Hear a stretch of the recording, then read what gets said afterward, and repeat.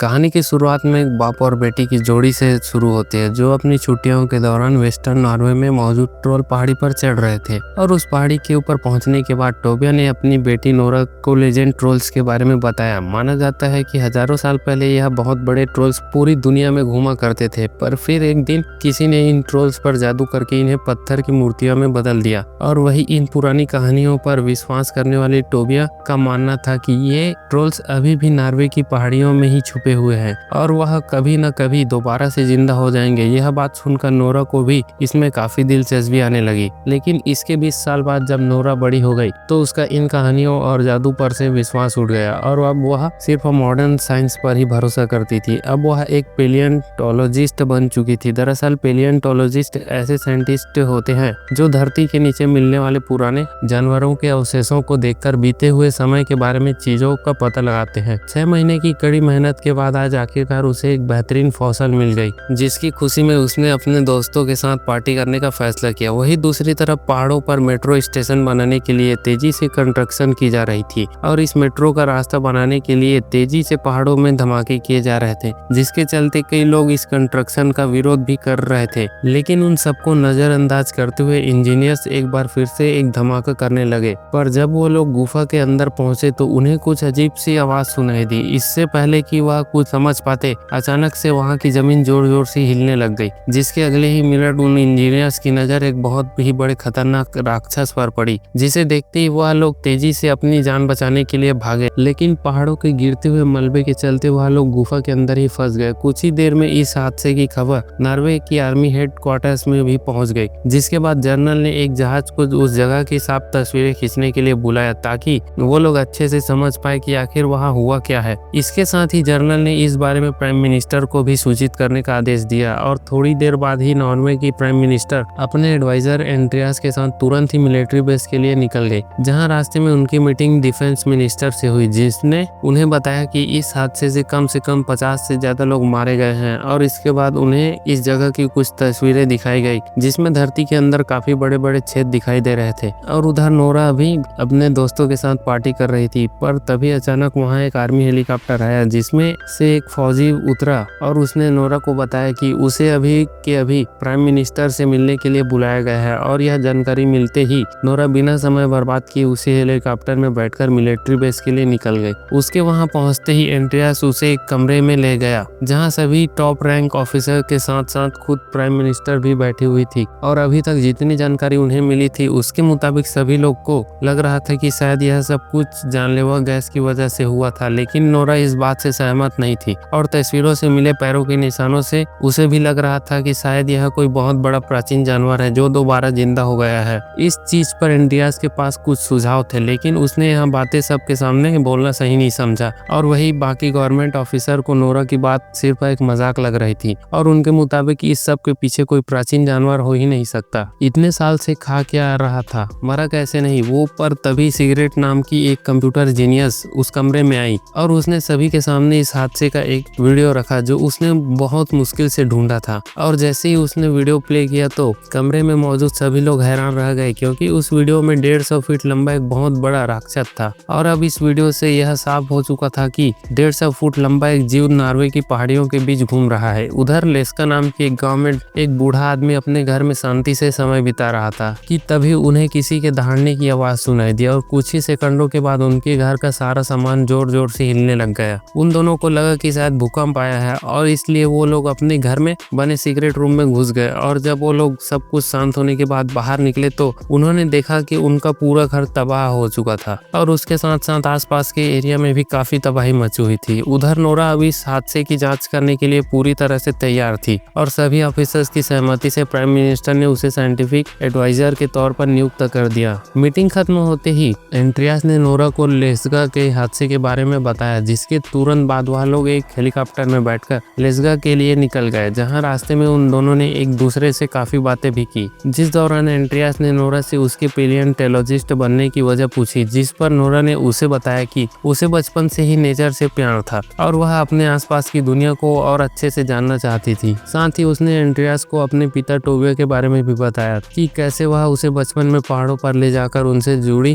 कहानियां सुनाते थे। लेकिन बदकिस्मती से वह इन कहानियों में इतने ज्यादा खो चुके थे कि उनका असल जिंदगी से वास्ता ही कट गया और बीच में तो उनकी हालत इतनी ज्यादा खराब हो गई थी कि उन्हें एक मेंटल हॉस्पिटल में भी भर्ती करना पड़ा। लेस्गा में मची तबाही को देखकर नोरा और एंड्रियास दोनों ही काफी हैरान थे कि तभी उनकी मुलाकात कैप्टन क्रिस से हुई, जो फौज की तरफ से इन पूरे ऑपरेशन को संभाल रहे थे। जिसके बाद क्रिस ने उन्हें बताया कि वह राक्षस लेस्गा में तबाही मचाने के बाद 2 मील आगे तक बढ़ता गया, जिसके बाद वह अचानक से गायब हो गया और फौज की लाख कोशिशों के बाद भी वह लोग उसे ढूंढ नहीं पाए। इसके बाद उन लोगों ने उस बूढ़े कपल से पूछताछ की जो उस वक्त तक काफी ज्यादा डरे हुए थे। उनके सीक्रेट रूम में छुपने की वजह से उन्हें कुछ ज्यादा तो नहीं पता था, पर फिर भी बुजुर्ग औरत ने उन्हें बताया कि किसी जानवर के दहाड़ने की आवाज सुनाई दी थी, जैसे मानो किंग कॉन्ग उन पर हमला करने वाला हो। पर यह जानकारी किसी भी नतीजे तक पहुंचने के लिए काफी नहीं थी और इसलिए नोरा ने खुद ही आसपास जांच करना शुरू कर दिया, जिस दौरान उसे काफी अजीब सी महक आई जो उसे एक बहुत बड़े फुटप्रिंट तक ले गई।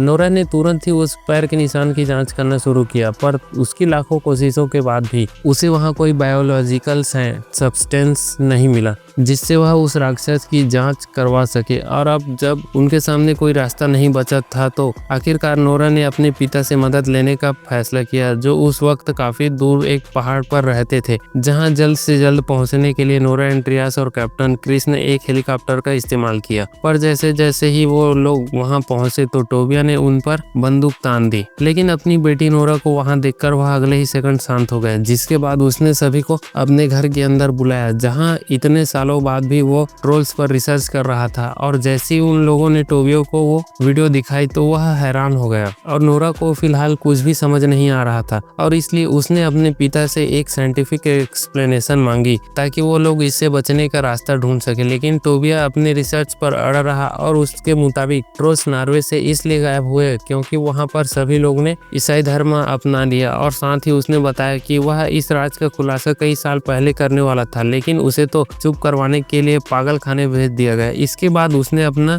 बैग उठाया और उन सभी को एक खास जगह पर चलने को कहा, जिसके बाद वह लोग हेलीकॉप्टर में थोड़ी देर तक उड़ने के बाद आखिरकार टोबिया की बताई हुई उस जगह पर पहुंच गए। जहां पहुंचते ही उसने उस जगह की जांच करना शुरू कर दिया और कुछ देर तक आसपास देखने के बाद उसे एहसास हुआ कि वह जगह पूरी तरह से बदल चुकी थी। वहीं दूसरी तरफ नोरा को एक बार फिर से वही महक आई जिसका नाम उसे हाइपर नेचर रखा हुआ था। और इससे पहले कि वह कुछ समझ पाते तभी नोरा की नजर वहां मौजूद एक बहुत बड़े जीव पर पड़ी और वह कोई और नहीं बल्कि वही ट्रोल था जिसने खुद को आसपास की जगह में छुपाया हुआ था। पर खुशकिस्मती से सभी लोग समय रहते हेलीकॉप्टर में बैठकर वहां से निकल गए और जैसे ही वह लोग एक सेफ जगह पहुंचे तो उन्होंने इंटरनेट के जरिए उस ट्रोल को सरकार को दिखाया। सभी लोग इतने बड़े ट्रोल को देखकर काफी ज्यादा हैरान थे और अब जब सभी लोगों को ट्रोल्स की असलियत पर विश्वास हो गया तो जल्द ही प्राइम मिनिस्टर ने ट्रोल्स के खिलाफ एक आर्मी ऑपरेशन की शुरुआत कर दी, जिसकी कमान कैप्टन क्रिस के हाथ में थी। और प्राइम मिनिस्टर से ऑर्डर मिलते ही फौज ने तुरंत उस ट्रोल पर खतरनाक ऑपरेशन की शुरुआत कर दी। लेकिन फौज की सबसे खतरनाक मिसाइल का ही उस ट्रोल के ऊपर कोई असर नहीं हो रहा था, वो उसका कुछ नहीं बिगाड़ पा रहे थे। और जैसे ही उस ट्रोल ने एक सिपाही को खाया तो टोबिया उसे शांत करने के लिए उसके सामने चला गया। वो ट्रोल शुरुआत में टोबिया की बात सुन भी रहा था और तभी अचानक से फौज की कुछ और यूनिट्स ने उस पर हमला कर दिया, जिससे गुस्सा होकर जैसे ही वो ट्रोल उस यूनिट पर हमला करने के लिए मुड़ा तो उसकी पूंछ से सीधा जाकर टोबिया को लगी, जिसके चलते वह काफी ज्यादा जख्मी हो गया। यह देखते ही नोरा तुरंत ही अपने पिता की तरफ भागी, लेकिन टोबिया ने कुछ बोलने से पहले ही अपना दम तोड़ दिया। उसी रात रोते रोते नोरा अपने पिता की डायरी पढ़ रही थी ताकि वह किसी तरह से इन ट्रोल को रोक सके। और घंटों तक उस डायरी को पढ़ने के बाद नोरा को पता चला कि असल में ट्रोल्स अक्सर चर्च को तबाह कर देते थे क्योंकि उन्हें घाटियों की आवाज बिल्कुल भी पसंद नहीं थी। और जब नोरा ने ये प्लान सभी सरकारी ऑफिसरों को सुनाया तो पहले तो उन सब ने नोरा को पागल समझा और नोरा का मानना था कि मिसाइल तो काम नहीं कर रहा है ना, उसके ऊपर तो हमें कुछ अलग ही सोचना पड़ेगा। ठीक है, जिसके बाद प्राइम मिनिस्टर ने उसे इस प्लान के साथ आगे बढ़ने की इजाजत दे दी। और इसके कुछ देर बाद 4 आर्मी हेलीकॉप्टर्स बड़ी बड़ी चर्च बेल लेकर तेजी से ट्रोल की तरफ बढ़ने लगे। नोरा के इस प्लान ने शुरुआत में तो कामयाबी दिखाई पर जल्दी उस ट्रोल ने खुद पर काबू पाते हुए उन चारों हेलीकॉप्टर रिएक्टर को तबाह कर दिया और वह इतने ज्यादा गुस्से में आ गया कि उसने चारों तरफ तबाही मचानी शुरू कर दी। पर इसी बीच उस ट्रोल ने एक बच्चे की जान भी बचाई थी, जो कि यह साफ दिखता था कि उस ट्रोल के अंदर भी शायद दिल है। इस हादसे के बाद दुनिया भर के न्यूज चैनल में यह खबर दिखाना शुरू कर दिया, जिसके चलते आम नागरिकों में दहशत का माहौल बन गया था। और ठीक उसी वक्त प्राइम मिनिस्टर ने देश में इमरजेंसी डिक्लेयर करते हुए ओस्लो शहर और उसके आसपास के इलाकों को जल्द से जल्द खाली करने के लिए आदेश दिए, क्योंकि ट्रोल तेजी से ओस्लो और बाकी शहरों की तरफ ही बढ़ रहा था। उधर अपने नाकामयाब प्लान के चलते नोरा को साइंटिफिक एडवाइजर की पोस्ट से निकाल दिया गया और दूसरी तरफ एंड्रियास को गवर्नमेंट के अगले प्लान के बारे में पता चला, जिसमें वह लोग ओस्लो के आसपास के शहरों में बड़े बड़े बम धमाके करके ट्रोल को खत्म करना चाहते थे। लेकिन एंड्रियास के पास इसे रोकने का पावर भी नहीं था, इसलिए उसने इस फालतू नौकरी से इस्तीफा दे दिया। हजारों लोग अपने घर और शहर छोड़कर भाग रहे थे, जिनमें नोरा और एंड्रियास भी शामिल थे। इधर नोरा को इस बात का दुख था कि वह देश को इस समस्या से बाहर नहीं निकाल पाई और इसलिए उसने एक बार फिर से अपने पिता की डायरी को पढ़ना शुरू कर दिया। इस बार उसकी नजर सिंडिंग नाम पर पड़ी, जो कई बार रिपीट हो रहा था। पर जब उसने इस बारे में एंड्रियास से बात की तो उसने बताया कि असल में सिंडिंग एक राजकुमार था जो ओस्लो में एक महल में रहता था और इस वक्त वह देश का सबसे अमीर आदमी है। अब नोरा को लग रहा था कि शायद उनको महल में कोई सुराग मिल सकता है, इसलिए उसने एंड्रियास से तुरंत ही गाड़ी को महल की तरफ मोड़ने को कहा। महल में पहुंचते उनकी मुलाकात राइक सिंडिंग से हुई, जो पहले से ही उनका इंतजार कर रहा था। जिसके बाद वह उन्हें महल के अंदर लेकर गया और आखिरकार उसने नॉर्वे के ट्रोल्स के राज से पर्दा हटाया। असल में टोबे बिल्कुल सही था और प्राचीन समय में ट्रोल्स नॉर्वे की धरती पर घूमते थे। इसके बाद सिंडिंग उन्हें एक अंडरग्राउंड गुफा में लेकर गया, जहां उसने बताया कि असल में उसने ही टोबे की जिंदगी बर्बाद की थी ताकि उनका सच बाहर ना आ जाए। और जब टोबे सच में काफी करीब पहुंच गया था तो सिंडिंग ने उसे मेंटल हॉस्पिटल भेजा था और वो राज असल में महल के नीचे दबे हुए ट्रोल्स के कंकाल थे, जो सालों से सिंस ने दुनिया से छुपाए हुए थे। और यह महल तक ट्रोल किंग की गुफा के ऊपर बनाया गया था, जब ट्रोल किंग और उसके पूरे परिवार को क्रिश्चियन ने खत्म कर दिया था। और असल में जब वो ट्रोल पूरे देश में तबाही मचा रहा था तो वह कोई और नहीं बल्कि ट्रोल किंग ही था, जो सिर्फ अपने घर जाने की कोशिश कर रहा था। इसके बाद सिंडिंग ने उन्हें बताया कि ट्रोल्स के लिए उनका परिवार सबसे ज्यादा जरूरी होता है और नॉर्वे की क्रिश्चियनाइजेशन के दौरान ट्रोल किंग को जबरदस्ती पहाड़ों में भेज दिया गया था और जब धमाकों की वजह से वह वापस आ गया और अब वो ओस्लो सिर्फ अपने परिवार से मिलने आ रहा है। लेकिन नोरा और एंड्रियास तब ज्यादा हैरान हुए जब उन्हें पता चला कि असल में उनके सामने ट्रोल परिवार के कंकाल पड़े थे और जैसे ही नोरा ने उनके ऊपर यूवी लाइट मारी तो उनकी हड्डियां अचानक पिघलने लग गई, जिसका मतलब था कि ट्रोल यूवी लाइट को नहीं झेल सकते। इसके बाद नोरा ने सिंडिंग से उसकी सबसे बड़ी गाड़ी मांगी, जिसके बाद सिंडिंग ने सबसे पसंदीदा ट्रक उसके हवाले कर दिया। इसके बाद उसने कैप्टन क्रिस को फोन करके इस प्लान के बारे में बताया, जिसमें वो लोग ट्रोल किंग को एक जाल में फंसाकर उस पर यूवी लाइट से हमला करने वाले थे और इसके लिए उन्हें कई सारी बड़ी बड़ी यूवी लाइट्स चाहिए। उधर एंड्रियास ने तुरंत ही अपने दोस्त सिगरेट को फोन करके कहा कि कैसे भी करके ओस्लो बमिंग प्लान को लेट करवाओ। खुशकिस्मती से सिगरेट एक कमाल की हैकर थी और उसने चुपचाप बिना किसी को बताए